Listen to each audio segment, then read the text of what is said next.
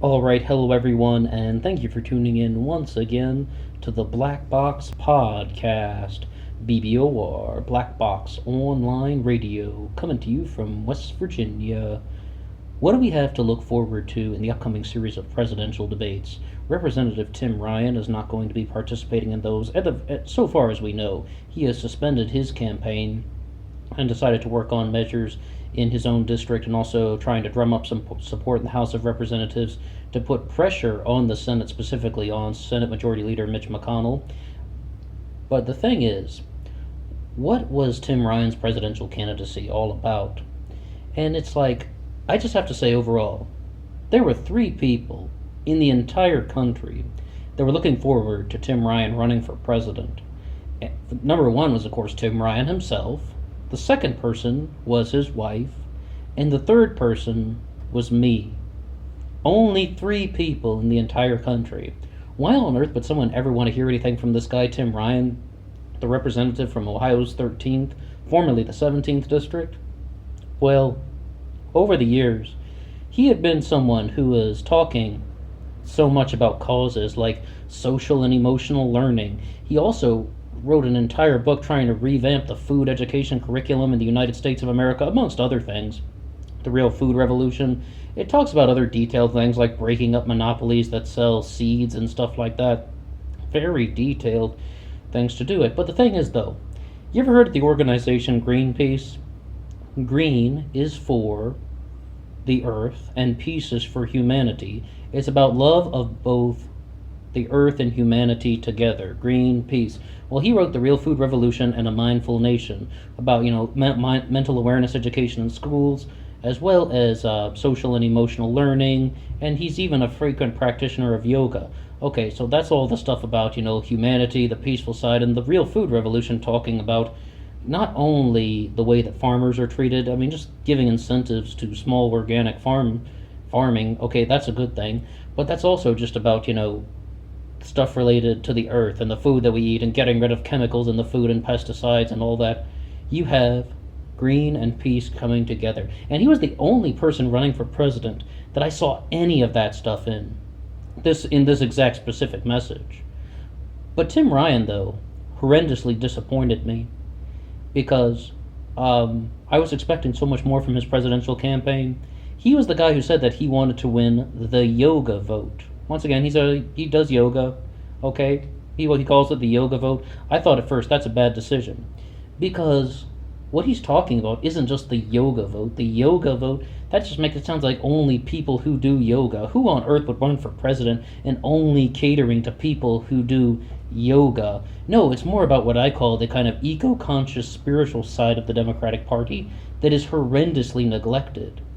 Well, until a certain individual named Marianne Williamson decided to run for the presidency, and Tim Ryan was very well aware of that, and he's like, oh, well, Marianne Williamson's talking about all of the kind of, conscious spiritual things associated with this stuff. Oh, now I have to back away from everything that he's written in A Mindful Nation.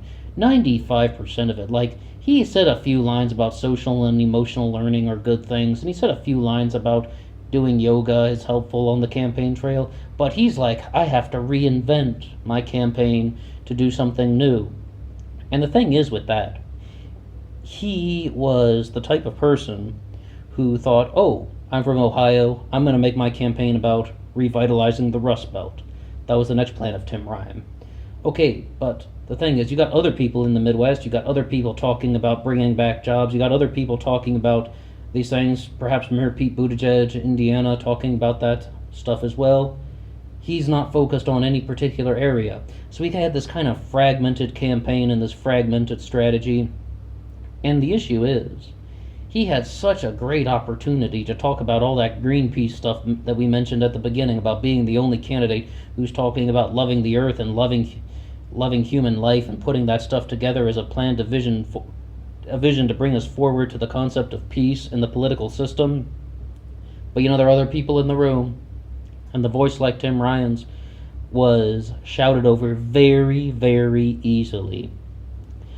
I am horrendously disappointed with how he presented himself during the campaign. He just kind of came across as a mediocre politician, as just an ordinary opportunist.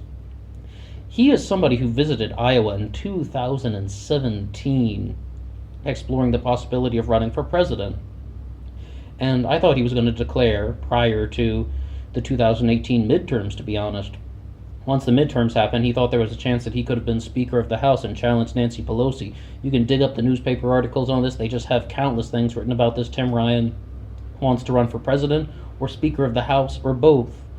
And they thought that that was like an actual possibility that he was going to try to do. It didn't work. You know, it's like he wanted to be the yoga vote guy. It didn't work. He wanted to be Speaker of the House. It didn't work. He wanted to be President of the United States. It didn't work. That's why I'm disappointed. Because even if he had gone about this from talking about, mindfulness and organic life and just been the candidate centered on that, even if Marianne Williamson is also talking about it, he would have been honest and stuck to what he has actually written down. I don't know how much of the books he wrote himself. People use ghostwriters, especially a United States congressman. And I said very clearly, I don't trust a single United States congressperson. I don't trust any of the presidential candidates, not even Marianne Williamson, not even any of the other cultural populists. But what we have to look forward is, I said I was one of the three people who actually was looking forward to Tim Ryan running for president because it would have been a great opportunity to actually talk about a strategy to bring peace to the world. Then the first debate happened, and he let out something that was just ridiculous, talking about we need more interventionism in the Middle East. We need more military involvement. Like those things have ever worked in the past. Like the continuous brutality of nations in the Middle East has been a good thing. What he calls, we need to have people involved in the region, that could be dealing perhaps with more airstrikes, more roadside bombs. I mean, how many American citizens have to die? How many people on the other side have to die so Tim Ryan can feel content with himself and his decision making? I mean, a lot of people are just like, hey, I know we might sound a little bit idealist, but let's stop the wars before they start. Let's just kind of try and actually get to that point in life where we can avoid these military tragedies so we don't have to send our brothers and sisters off to war. Look how long we stayed in Afghanistan. Look how long Iraq went on. Goodness gracious. And Tim Ryan, who's some guy who's saying that he wants to win the yoga vote, who's talking about being aware of your own mind, who's talking all about those things like peace and love and consciousness in a mindful nation. Military involvement needs to escalate. Oof, that's some rough stuff we got right there. I mean, I just don't think that that's fitting and appropriate for his candidacy at all. Tim Ryan is also a guy, though, that another area I was very disappointed with him was the impeachment of Donald Trump. He is somebody who said that he wanted to go forward with the process of impeachment, but first it had to go through committee review in the United States Congress. And he is someone who's been in Congress for 15 years, entered at age 30, he's only 45 now. So what, Tim Ryan? You're saying that you're a giant bureaucrat? When has being a giant bureaucrat helped anything? When has making more problematic hoops to jump through been beneficial to anyone? It hasn't. So it's like, on the surface, he's trying to present himself as this guy who just, he was the quarterback of a football team, he was the president of his fraternity, but he's also someone who likes to do yoga. It's like, all right. He's just kind of like a different type of person.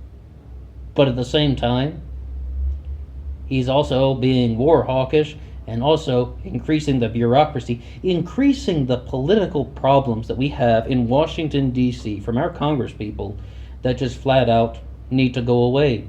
So what was his answer to do that? Highlight all of it on the national stage. That might be one area where I was impressed with Tim Ryan. He highlighted all of this problematic business on the national stage so all of America could see the problems of the United States Congress.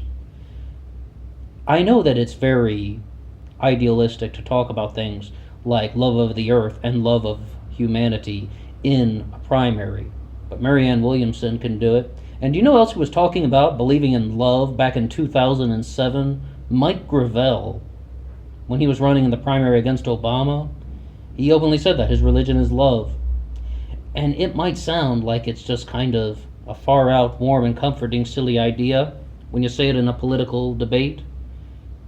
But during the primary, you should be sharing the ideas that you want to have in the world. This is the primary where you're trying to connect with voters. And once again, the eco-conscious, spiritual side of the Democratic Party was heavily neglected. And it's good that Marianne Williamson is running. And it's good that she is talking about things like the dark psychic force, because it's not about a literal dark psychic force. It's like a manifestation of black evil energy. And we're not dealing with the movie Labyrinth or anything like that. But it is talking about some of the chaotic elements and the kind of problems with our thought processes, particularly from the individuals, perhaps like Congressman Tim Ryan, that are dragging America down. So, Tim Ryan probably won't be involved in the presidency anymore. There's no chance he'll ever be president of the United States. And he is somebody who really wanted it. He really wanted to kind of climb the ranks to not only be president, potentially Speaker of the House. He'll just climb anywhere. So he wanted to, but it's not so easily done.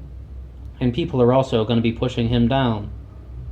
But the thing is, though, it's like, what a lost opportunity we could have had to actually talk about how we could have had that, someone who's just reaching out to the organic farmers, someone who is just reaching out to people who are dealing with mental awareness issues, who are just kind of just like frustrated and feel rejected from society, and could have had someone who was actually talking about an education plan where they could have said, I wish I had that growing up. And like 5% of the Tim Ryan campaign was everything we just said. The other 95% was ordinary political talking points. The other 95% was making an ass of himself out on the debate stage. I mean, I said the political commentators misinterpreted some of his remarks about his exchange with Bernie Sanders during the second debate, but guess what? The Americans did not hear anything else. All they heard was Tim Ryan getting laughed at and Bernie's supporters going wild. That's all they heard. That's all they heard. Tim Ryan had a very good opportunity to do something, and he missed it. So, when you only have 3 people in the entire country rooting for you, and one of them is, well, you, and the second person is your wife, and there's only one single person in all of America that actually wanted you to run for president, and this is how you turn out, and and all 3 of you are just like kind of let down. Goodness gracious, Congressman. I don't really know where we're going to go next from here when it comes to Tim Ryan's political career. The Democrats are just going to be moving onward, and we're going to be kind of just wondering what's really going to happen with Joe Biden. Is he going to be overtaking the, is he just going to be holding on to the front-runner status? Kamala Harris might be rising in the polls, or she might fall and crash and burn after Tulsi Gabbard tore her apart like an eagle on a mouse. And then it's like, people are really wondering what's going to be going on with Elizabeth Warren. And as I mentioned before, don't be surprised if you see a late surge from Cory Booker. 50-50 chance that could happen, and he might do some damage because he has lots of financial connections.